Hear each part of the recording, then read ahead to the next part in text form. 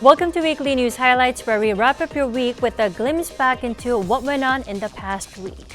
I'm Kim Dami in Seoul. Let's first look back by using keywords. Almost 2 weeks on from the devastating Türkiye-Syria earthquake, the death toll this week crossed the 40,000 mark, making the quake the sixth deadliest disaster of the 21st century. Miraculous rescue stories poured in, but life for survivors goes on amid the trauma and cold temperatures. All eyes were on the skies this week. Suspected spy balloons were spotted across the globe, from Ukraine to North America. One more suspected Chinese spy balloon in U.S. airspace, the fourth of its kind, sparked a clash between the two countries. Yet another eventful week for K Entertainment. HYBE, becoming the largest shareholder of SM Entertainment, remained a hot topic. Now, what does it mean for the future and direction of our K-pop stars? We delve deeper in our weekly focus. And also exciting news for members of the armies around the world. BTS's Ashuga will go on his first solo world tour starting this April. The worst natural disaster in Europe in a century. That's how the World Health Organization classified the Türkiye-Syria earthquake. Without a doubt, it's already the sixth deadliest disaster of the 21st century. But life for the survivors goes on. They're more vulnerable than ever with nowhere to go. Instead, they're exposed to diseases and post-traumatic stress disorder. Let's take a look. According to Turkish President Recep Tayyip Erdogan on Tuesday, the devastating earthquakes have now killed over 35,000 people in his country.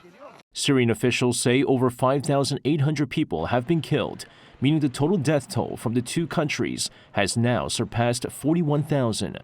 President Erdogan compared the damage done by back-to-back earthquakes on February 6th to hundreds of powerful atomic bombs. He also said that while progress had been made in terms of the quality of construction in the country, tighter building regulations are needed.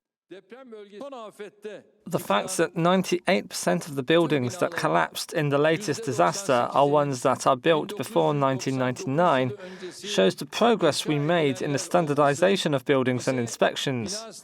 But it also reminds us that we need to be stricter. Meanwhile, according to the UN Children's Agency UNICEF on Tuesday, more than 7 million children have been affected by the massive earthquakes. The UN agency's spokesperson said that 4.6 million children across 10 provinces in Turkey have been impacted, while another 2.5 million children were affected in Syria. The spokesperson added that thousands of children have been killed, with others having lost their parents during the deadly earthquakes. Despite the rising death toll and other grim figures, reports of miraculous rescues continue to surface. 2 people were rescued alive in Turkey after being trapped under rubble for more than 200 hours. However, despite the ongoing search and rescue operations, authorities say the focus is now quickly being shifted to helping people struggling without food and shelter amid bitterly cold temperatures. 이승재, 아리랑뉴스. Now, speaking of aid, South Korea has dispatched a second group of rescuers to Turkey. With the rescue operations coming to an end, the second group will focus on providing the aid the country needs for recovery and reconstruction.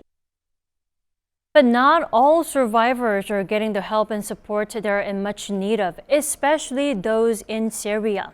The country has been gripped by civil war for 12 years now, and as you can see, different areas stricken by the earthquake are under control of different armed factions, making it more difficult and complicated for countries around the world to actually step up and provide the much needed aid.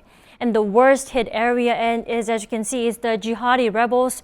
They're the sworn enemies of the Syrian state. But not all hope is lost.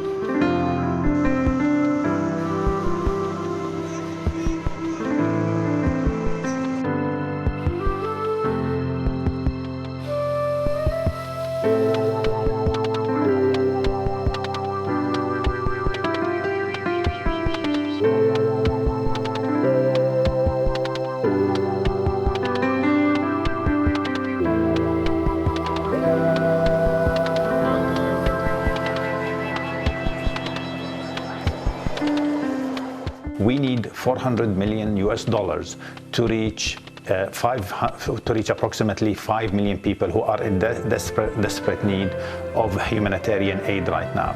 We do not politicize our humanitarian work. Our focus is on the needs of the people without any politics.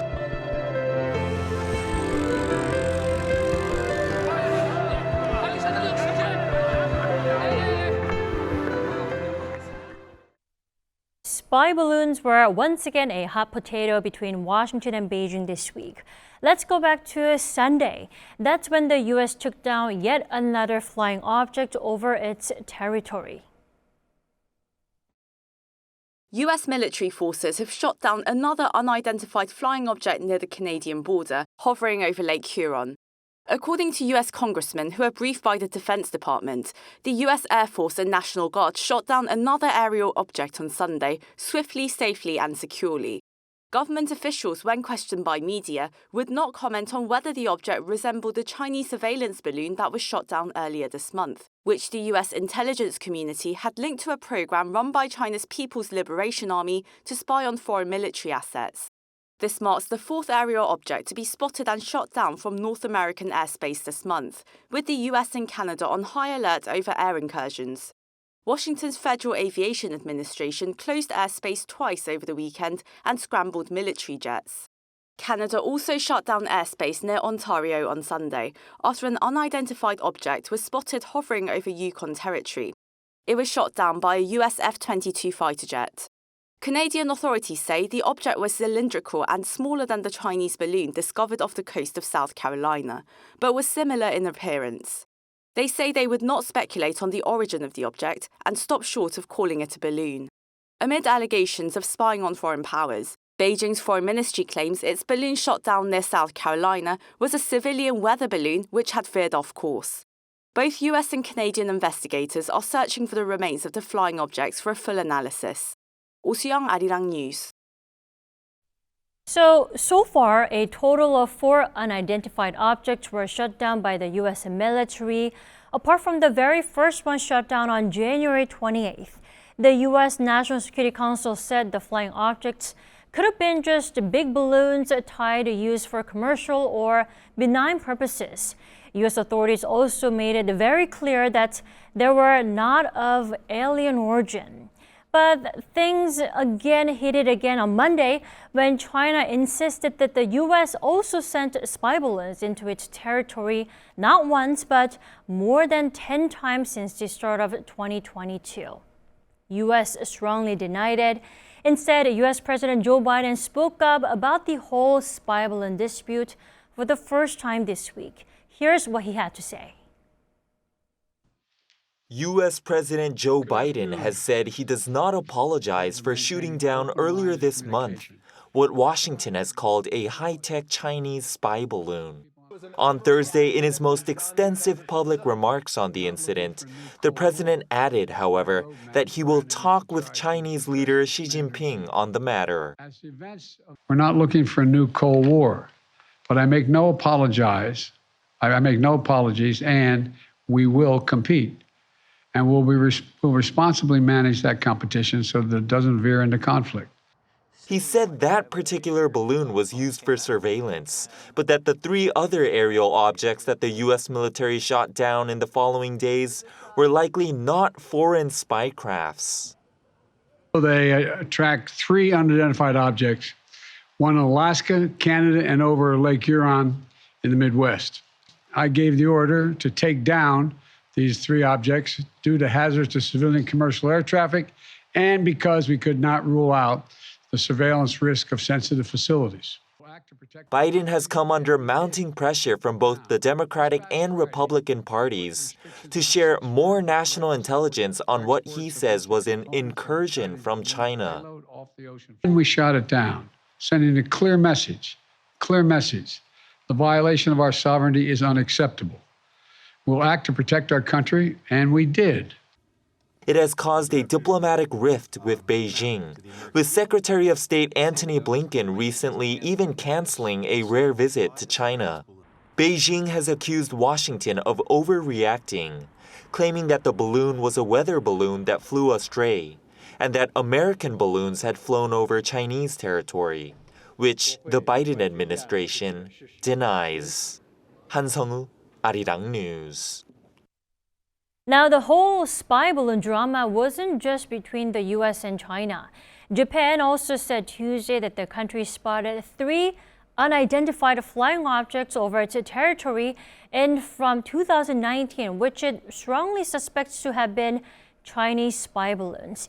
Now, Tokyo warned Beijing that Japan will not accept any violation of its territorial skies. That also led to the US and Japan putting their heads together to cooperate against Chinese spy balloons. Ukraine also reported detecting suspected Russian spy balloons, which Russia is yet to comment on. Now, you might wonder, why spy balloons when there are satellites? It's simple. They're cost-effective. Commercial flights can go 12 kilometers above the Earth's space, but balloons can hover up to 48 kilometers in the sky. At that distance, it's difficult to shoot them down. And also, balloons are much closer to the Earth's surface than satellites. It's easier to take surveillance pictures. It also means higher quality footage. Plus, the balloons are easier to salvage once their mission has been accomplished. Unlike drones and helicopters, balloons don't need much fuel. They can float around for up to 45 days, more than a month, for longer periods of surveillance.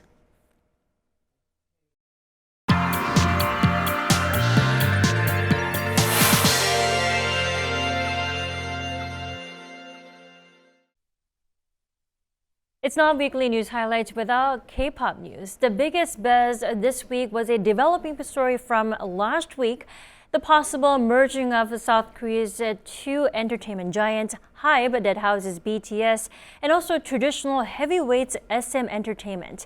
For more on how things are now turning out, we turn to our culture correspondent, Song Yujin. Welcome, Yujin. Thank you for having me, Tommy. Always. Now, let's first talk about what our viewers and many fans around the world want to know the most. What will actually happen when the merging does take place? Well, Tommy, that's actually one of the biggest questions and curiosities that K-pop fans, including myself, really want to know about. And I think that this is because HYBE and SM are very different in nature, so it's really hard to expect what will happen if the 2 agencies become one. First of all, HYBE is seen as a relatively new, rising, creative, innovative star in the industry.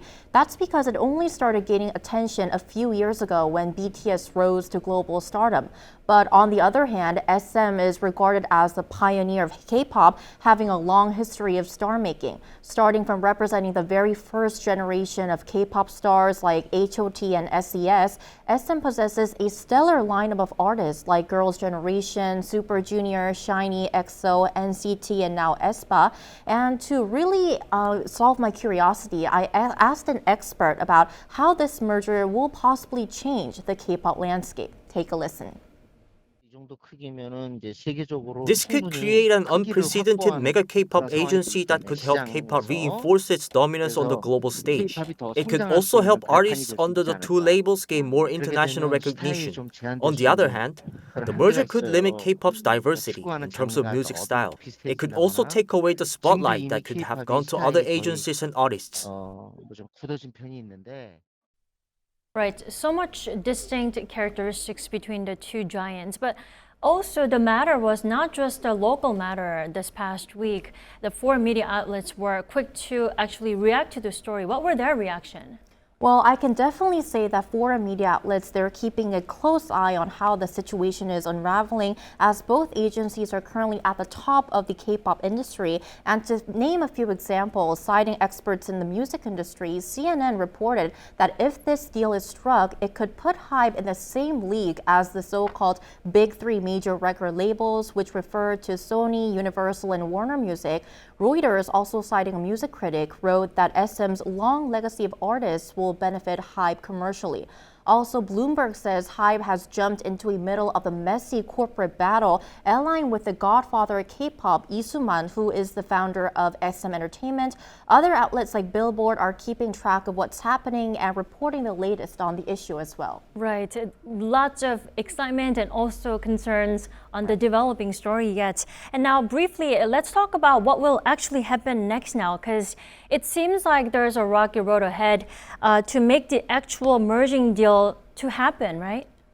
You're definitely right. And one of the biggest obstacles right now for HYBE to actually take over SM is its corporate battle with Kakao, the nation's domestic messaging platform, who's teamed up with SM's current management. Kakao previously agreed with SM's management to acquire a 9.05% stake in the company, becoming the second largest shareholder after Isuman, who was at the time holding more than 18% of SM's shares. And in response, Lee has filed a court injunction against SM for violating the Commercial Act by illegally issuing new shares in the company and convertible bonds without the agreement of the top shareholder himself. And the first interrogation date is set for February 22nd. And the battle between HYBE and Kakao is already really tense as the co-CEOs of SM, Lee Seung-soo and Ta Kyung-jun, released a statement denouncing Isuman and HYBE immediately after HYBE acquired Lee's shares. The statement that they released called Lee and HYBE's move a hostile M&A and said that SM opposes such attempts. But in contrast, the statement read Kakao has a strategic partnership with SM and that both aim to accelerate the agency's future goals on the plan that's being currently dubbed as SM 3.0. Right. It sounds a lot more complicated than it is. And now, before we let you go, we were also, let's go back to Monday, when the share process all started. Let's talk about the latest. What's the latest now? Well, the starting of HYBE trying to buy shares from minority shareholders of SM was definitely one of the biggest news starting this week. I was also surprised by the news as well. But actually going back to the timeline, all of this started on February 10th when HYBE confirmed the purchase of 14.8% of SM shares from the agency's founder Lee Soo-man, who's in a feud with the current management, as we mentioned before. And with this, HYBE has become the single and largest shareholder of its rival agency, but it seems like the K-pop giant has more ambitious plans to expand its roster as of now. As you mentioned, on Monday, which was February 13th, the company started buying additional stakes from some 52,000 minority shareholders of SM, and right now HYBE is seeking up to 25% of SM's shares at an acquisition price of 120,000 Korean won per share until March 1st. And if this target volume is reached, HYBE will hold almost 40% of SM's shares and around 43% of voting rights combined with Lee's remaining 4% stake, and an ownership of more than 15% of shares would require filing for an M&A approval from the Korea Fair Trade Commission. So close, yet so much long road ahead for the actual merging to finally finish off completely, right? Right.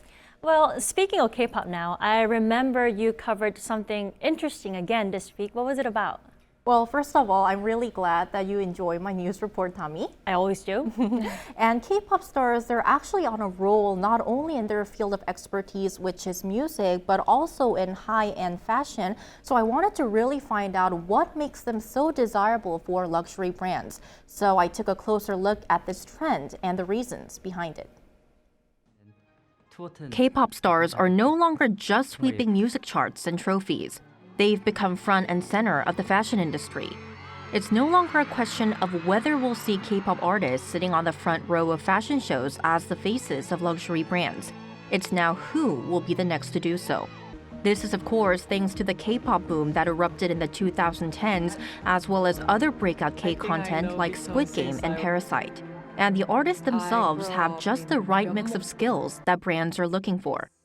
I think the fact that these K-pop stars are musical talented, digitally savvy, and fashion icons, I think they have the perfect mix that consumers are looking for. And because they're able to identify with consumers everywhere.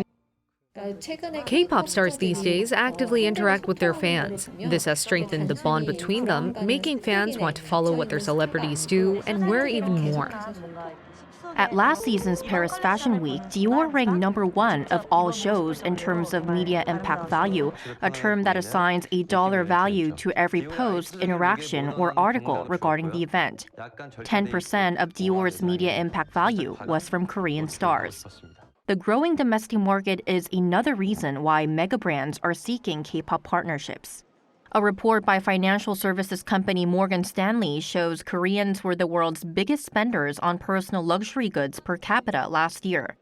K-pop artists are also a great partner for brands looking to expand their customer base. To reach this younger generation, you need something fresh and new and different and innovative. And I think, this younger generation cares a lot about authenticity, and K-pop stars just feel authentic because they're fun. They're, like I said, they're fashionable. And experts say we'll continue to see more brands join hands with K-pop acts. Luxury brands are searching for new hotbeds. East Asia, where K-pop is sensational, is one such region. These companies will want to expand their influence in the region by discovering and collaborating with more Korean artists. Drawing big crowds and generating an online buzz, Korean talents are becoming one of the most important celebrity voices in fashion.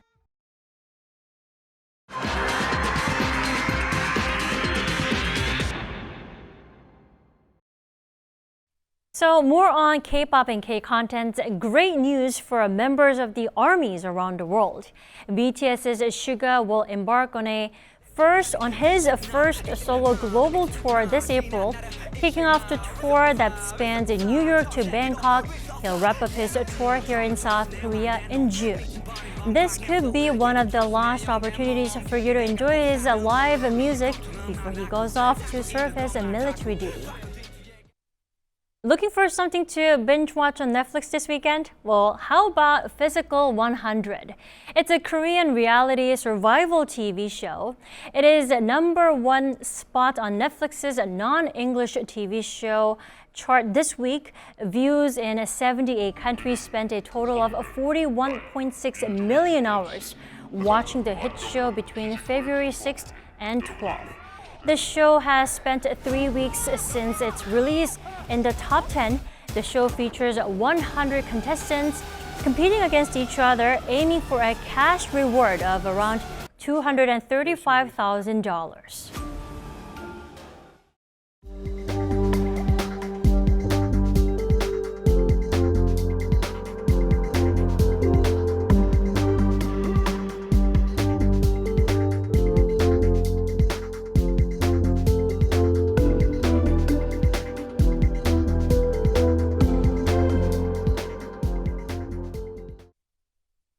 That is all we have for you this week. Enjoy the rest of your weekend.